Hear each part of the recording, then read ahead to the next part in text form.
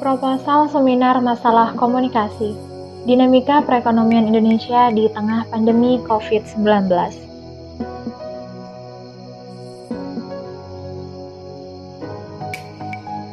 Oleh Suci Mahdalena, NPM 2119138.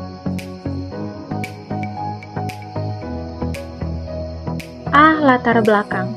Pandemi COVID-19 tidak hanya berdampak pada kesehatan masyarakat saja, melainkan juga berdampak pada sektor perekonomian di Indonesia, pada sektor pendidikan dan kehidupan sosial masyarakat Indonesia. Hal ini berdasarkan pada JHU CSE, Johns Hopkins The Center for System Science and Engineering. Jumlah total pasien positif terinfeksi COVID-19 di Indonesia mencapai 8.726 orang pada 23 Oktober hingga 5 November 2021. Pandemi ini mengakibatkan beberapa pemerintah daerah menerapkan kebijakan pemberlakuan pembatasan kegiatan masyarakat atau PPKM. COVID-19 membawa dampak yang besar di seluruh dunia dengan tantangan-tantangan yang belum pernah terbayangkan sebelumnya. Tentunya bukan hanya terdampak di bidang kesehatan, COVID-19 juga berpengaruh terhadap berbagai sektor lain, terutama dalam perekonomian dan tingkat kesejahteraan sosial masyarakat. Kendati demikian, sektor perdagangan Indonesia saat ini telah menciptakan strategi penjualan berbasis internet atau e-commerce yang menyebabkan minat beli masyarakat akan transaksi di e-commerce yang tinggi, mengakibatkan pertumbuhan pengguna internet juga berimbas pada nilai jual beli belanja secara online.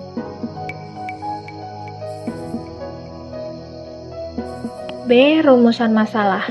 1. Apa dampak pandemi COVID-19 terhadap kehidupan sosial masyarakat di Indonesia? Sektor mana yang terkena dampak dan siapa yang paling merasakan dampak dari pandemi? Kapan pandemi COVID-19 ini terjadi di Indonesia? 2. Lokasi mana saja kebijakan pemerintah dilaksanakan guna menanggulangi pandemi COVID-19 diberlakukan? Alasan pemerintah memberlakukan kebijakan demi menanggulangi pandemi.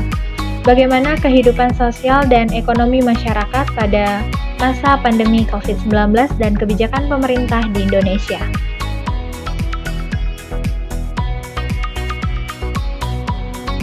Oke, tujuan dan kegunaan penelitian. A. Tujuan penelitian. 1.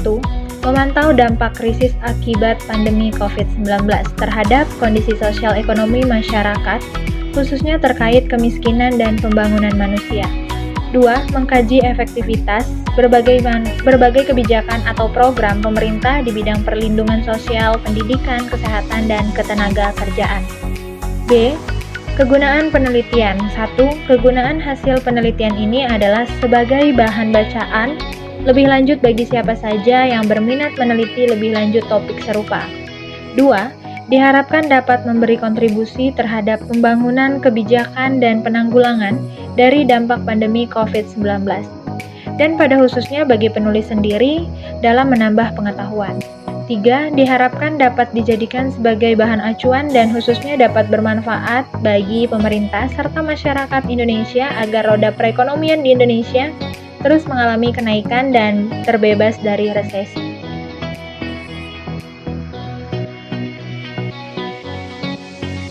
D. Landasan teori. Teori observasi. Menurut beberapa ahli menyebutkan diantaranya Widoyoko, tahun 2014 halaman 46. Observasi merupakan pengamatan dan pencatatan secara sistematis terhadap unsur-unsur yang nampak dalam suatu gejala pada objek penelitian. Sugiono, tahun 2014 halaman 145.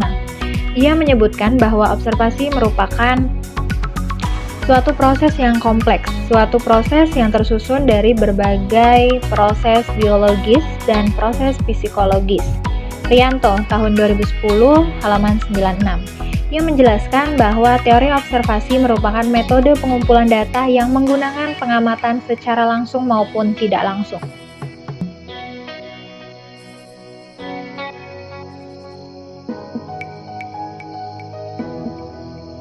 E. Metode penelitian. A. Metode kualitatif. Penelitian ini menggunakan metode kualitatif. Data-data kualitatif berasal dari teks-teks tertentu. 238 biasanya digunakan pada penelitian yang membahas sistem tanda. Dalam kajian komunikasi, segala jenis tanda adalah teks yang di dalamnya terdapat simbol-simbol yang sengaja dipilih, di mana pemilihan, penyusunan, dan penyampaian tidak bebas dari maksud tertentu. Karena itu, akan memunculkan makna tertentu yang bersifat deskriptif dan cenderung menggunakan analisis. Proses dan makna lebih ditonjolkan dalam penelitian kualitatif. Landasan teori dimanfaatkan sebagai pemandu agar fokus penelitian sesuai dengan fakta di lapangan. B. Metode pendekatan kualitatif. Penelitian kualitatif merupakan pendekatan yang lebih menekankan pada aspek pemahaman secara mendalam terhadap suatu masalah daripada melihat permasalahan untuk penelitian generalisasi. Penelitian kualitatif berfungsi memberikan kategori substansif dan hipotesis.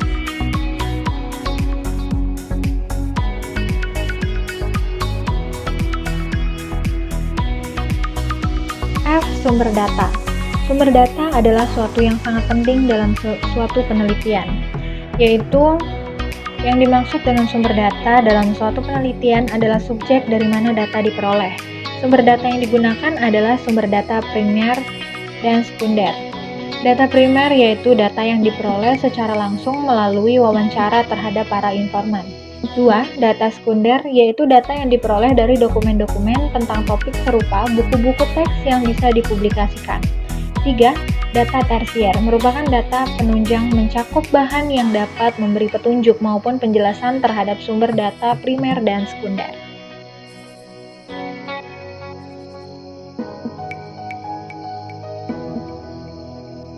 G. Teknik analisis data.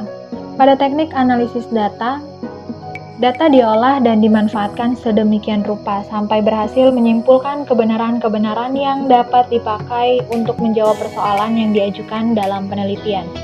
Adapun data-data tersebut dianalisis dengan metode deskriptif analisis, yaitu suatu metode dengan menganalisis dan menjelaskan suatu permasalahan dengan memberikan suatu gambaran secara jelas guna menemukan jawaban yang diharapkan.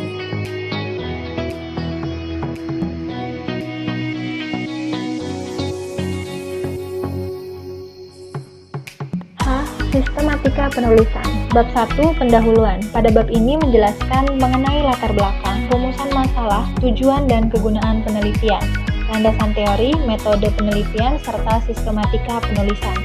Bab 2. Tinjauan pustaka. Dalam bab ini dibahas mengenai dinamika perekonomian Indonesia di tengah pandemi COVID-19. Bab 3. Pembahasan rumusan masalah dan penutup. Menganalisa permasalahan yang terjadi, berisi kesimpulan dan saran yang bersumber daripada rumusan masalah pada penulisan proposal ini.